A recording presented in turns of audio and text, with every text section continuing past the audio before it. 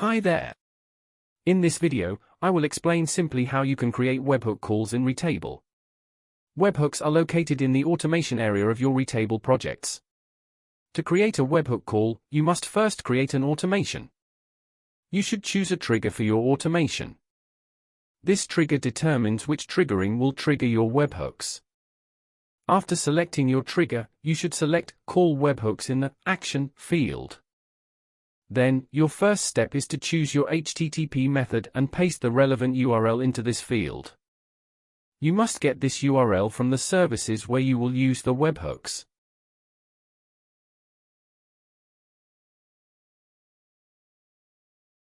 Then you can create parameters for your webhook call. Every parameter you type is added to the end of your URL. Parameters provide the server with additional information about the request you made.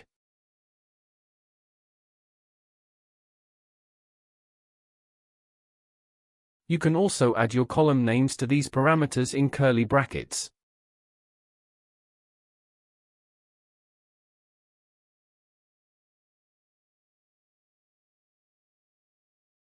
Now let's see how our parameters look like at the end of your URL.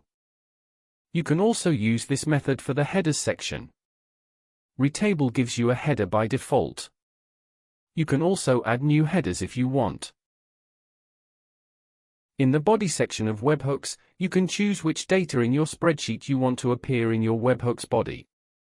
If you set the body field as none, no column data will be visible, but if you want, you can activate the columns you want to appear in your body here.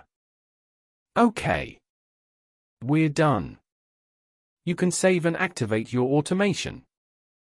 Now you have learned how to use Retable webhooks. You can test them by performing actions that will trigger your webhooks.